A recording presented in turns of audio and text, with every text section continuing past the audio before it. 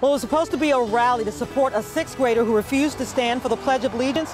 It wasn't really a rally, but it was interesting on who showed up to support him. It's the story I'm working on for you today at noon.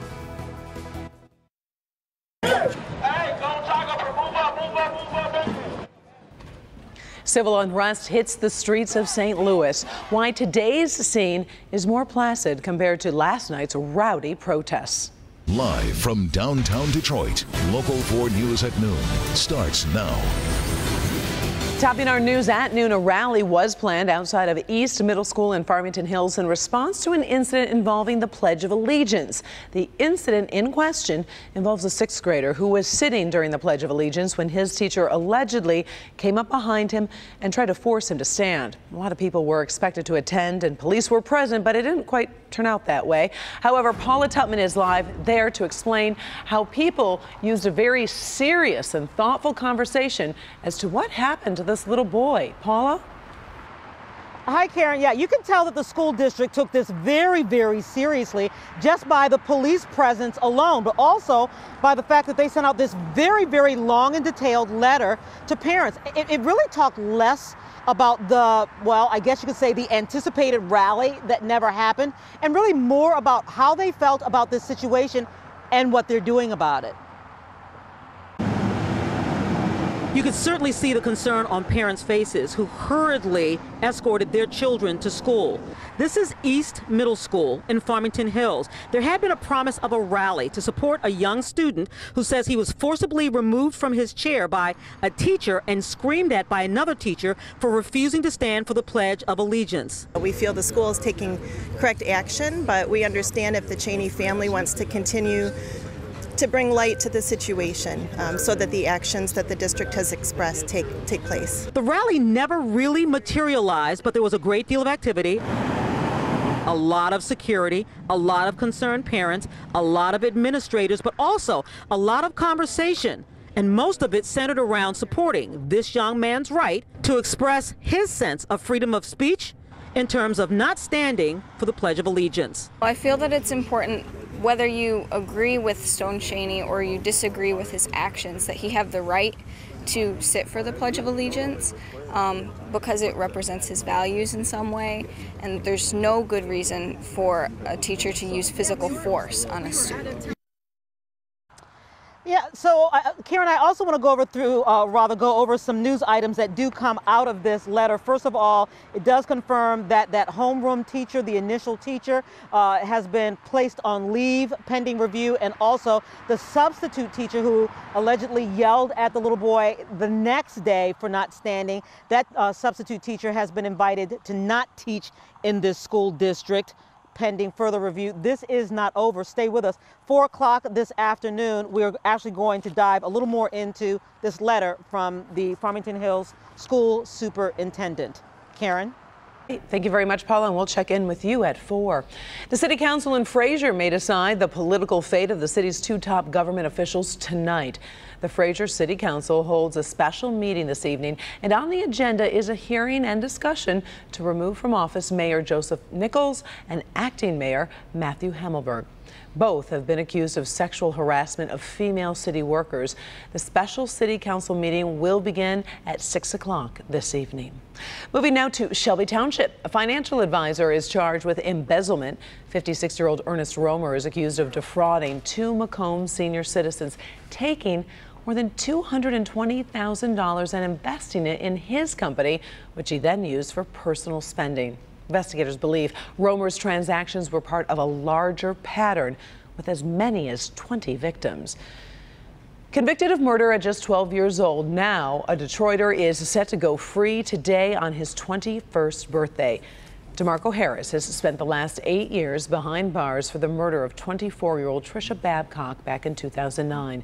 Harris was facing a possible life sentence in prison, but Friday afternoon, a judge granted his release. DeMarco is expected to be released later on today. We have an update to a story Local 4 has been following since last night. 1 of 4 men shot in a drive-by shooting on the city's west side has died. The men were gathering in front of a house on Stanton near Grand River and Warren when shots were fired from a passing car just before 9. One of the victims died from his wounds overnight. Investigators have been hampered, though, because the other victims have not been cooperating with police. Yesterday, protesters were loud and but today a silent march kicked off in St. Louis. The peaceful scene comes after a night of rowdy protests that left 80 people in police custody.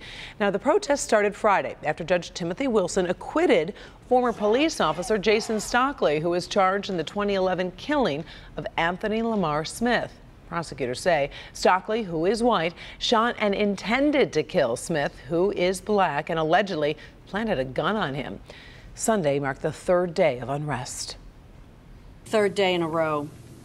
The days have been calm and the nights have been destructive. Protesters say they want to see systematic changes in the way African American people are treated in that city. Right now, the governor has the National Guard on standby should things get worse. Turning our attention to the forecast, we've got some trouble brewing in the Atlantic as Hurricane Maria rises to a Category 3 storm. But first, let's see what's happening closer to home. Paul? Yeah, we'll talk about those storms in a minute. And I'll tell you, with one of those two hurricanes, Maria, the news has become even more disturbing. We'll have that for you in about 10 minutes. Right now, a humid day. You can see the humidity just kind of hanging in the air. Temps not rising very fast. Now notice, 73 at Metro, 73 in Ann Arbor, 72 in Adrian, but only 63 in Lapeer. That's because you're behind the cold front that's coming through the area. You see the cold front right here. So the front is right about here. And so we had some rain back to the west this morning. We were hoping to get a little bit out of it, not necessarily forecasting it, but hoping, because we need the rain. But like you see, this is all just fizzled out. So as we move through the afternoon, we might see a spotty shower, a slight chance for a thunderstorm, but really not a lot of rain this afternoon. Mid-70s for the high. And again, we're going to talk about the forecast through the weekend, which is looking pretty good. And I'll update you on those hurricanes in a minute. And don't forget, we have a hurricane layer on our local forecasters app. That app is free. Just go to the App Store, search under WDIV. You can get updates on the hurricanes, satellite images, and everything you need all day long. Be back in a few, Karen. All right, thank you very much, Paul. President Trump is in New York City today, taking part in events surrounding the United Nations General Assembly meeting. Today, the president is delivering remarks at a meeting on United Nations reforms. Tomorrow, he will address the entire General Assembly. The president will have individual meetings with several world leaders, and while the president has publicly said the U.S. is withdrawing from a UN accord on climate change, Secretary of State Rex Tillerson is saying the U.S. could stay in the agreement under certain conditions. The president of Iran is also in New York for the opening of the UN General Assembly, and in an interview with CNN, President Hassan Rouhani had a message for the Trump administration. He said the U.S. would pay a price if the president makes good on threats to scrap the agreement that curbs Iran's nuclear programs. The president could take that action next month. Let's go to California, where the legislature this past weekend approved a measure that would essentially make California a sanctuary state. Governor Jerry Brown is expected to sign the bill, which would protect illegal immigrants by limiting law enforcement cooperation with federal immigration authorities. The California law is part of a movement to counter the Trump administration moves to withhold Justice Department grants to so-called sanctuary cities that protect illegal immigrants. The billion-dollar overhaul of I-75 in Oakland County was originally going to take 17 years to complete. Not anymore, though. Kim DeGiulio joins us now live with the new timetable, and I'm hoping this is some good news, Kim. Oh, Karen, it absolutely is good news. They're ahead of schedule, a whole decade to be exact. And when we told motorists who frequent that I-75 area in Oakland County, they were just a little excited, to say the least.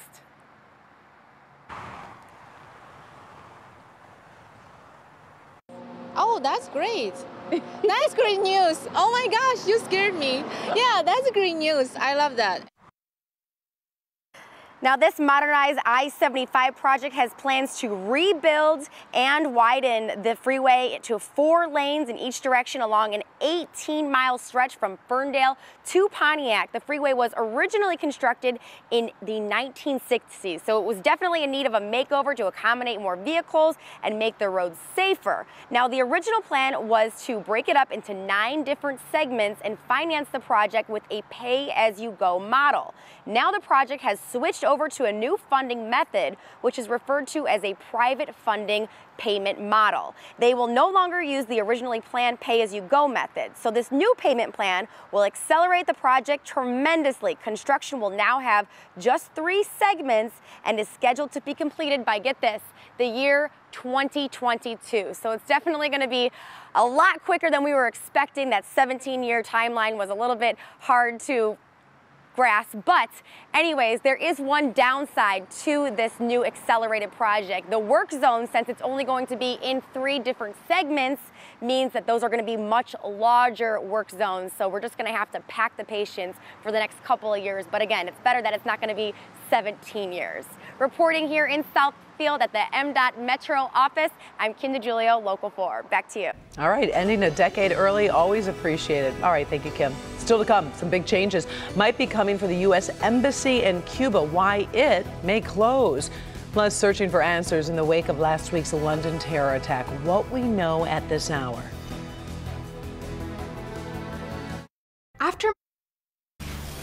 Police in the UK continue to question 2 suspects arrested on suspicion of involvement in the attempted bombing on the London Tube.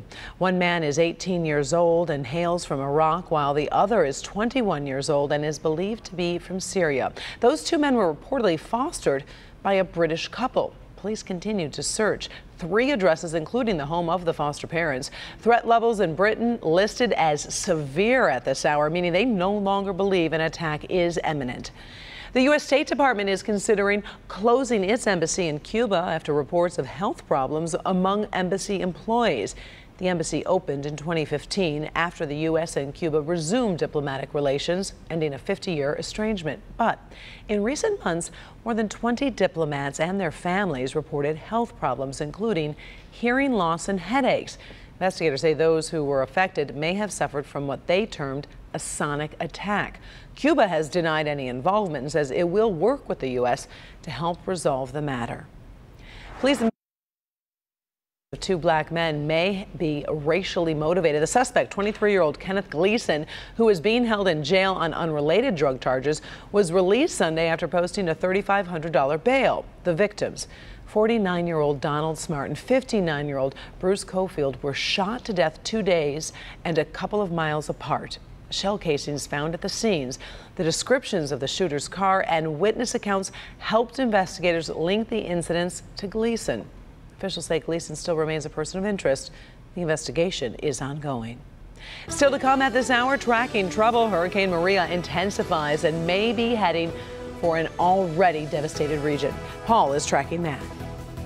Absolutely, and I tell you, Karen, the news not only is not good, but it's getting worse with this storm. So I'll be back to tell you about that, and we will talk about the forecast for the week ahead. If you like summer, you're going to like this 7-day forecast. I'll have it just ahead.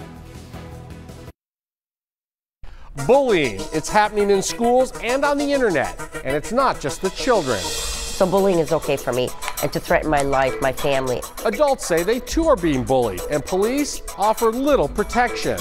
Tonight, meet a local family who files police reports, goes to prosecutors, and still finds no relief from the taunting. It's time we enact a law that stops this and makes it criminal. Adult bullying. The Defenders, tonight at 11.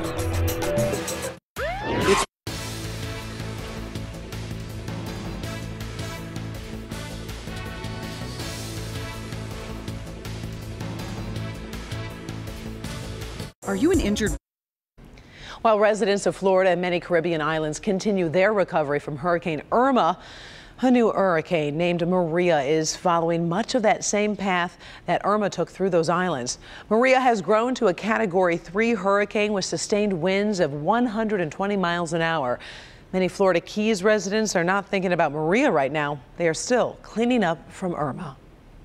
We'll just keep working, trying to get everything back to normal, restore everything, and I think before we know it, we'll be back up the way we were before. Hurricane warnings are already posted for the Leeward Islands of the Eastern Caribbean. Paul. All right, Karen, let's pick up the story from there. And I'll tell you what, this is Maria right here. And when I came on the air on Local 4 News today, it was a 90-mile-per-hour hurricane. It's now, as you just mentioned, Karen, up to 120 miles per hour. And when I show you the forecast track with the wind speeds, it's really frightening. Now, let's also, because a lot of people are concerned about this Hurricane Jose and the effect on New England, still a cluster of storms right around the center. But look at this thing. It's, as I showed you this morning, this is losing its tropical characteristics. It's now a 75-mile-per-hour minimal hurricane, and it's going to weaken, as I'll show you in a minute as well. But first, let's talk about the forecast paths. It's going to come probably closest to the eastern Outer Banks, if you want to call it that, Cape Cod area of Massachusetts. So Thursday morning, it's already decreased to a tropical low-pressure area, and it's going to kind of start looping around. Actually, some models bring it back to the coast as a weak storm by later in the weekend and into early next week. So Jose, it's going to stir up a fuss along the coast, but that's not the trouble. The trouble is Maria. Now, take a look at this. As it approaches the Virgin Islands, which just got devastated by Irma, 150-mile-an-hour wind. That's just shy of Category 5 status. So you might have close to another Category 5 storm hitting the Virgin Islands and Puerto Rico and maintaining its strength as a major hurricane once it gets north of those islands. So another way to show you the impact of this storm is with the wind field.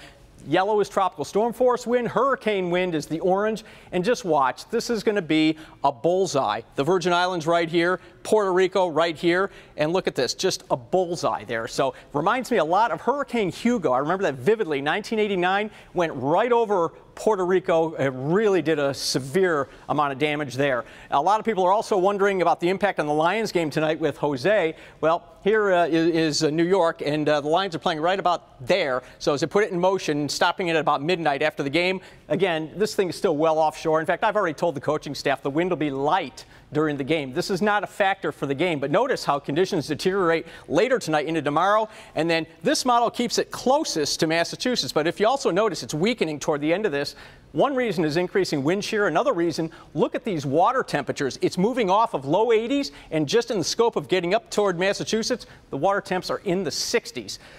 Yeah, so there's a lot to talk about. Well, we're in the low 70s right now for a temperature. The rest of us are in the 60s right now, and no rain in the area at this point. So as we basically move through the afternoon, we have this weak front just maybe triggering up a scattered shower. Nothing too terrible. We're going to be in pretty good shape from a rain standpoint. Again, just a few of us may get a shower. Mid-70s for the high, and hopefully we do get some sunshine by at least later in the day. And I'll tell you what, Karen, we do need the rain, but we also like nice weather. After tomorrow, look at this. Beautiful summer weather Wednesday all the way through the weekend.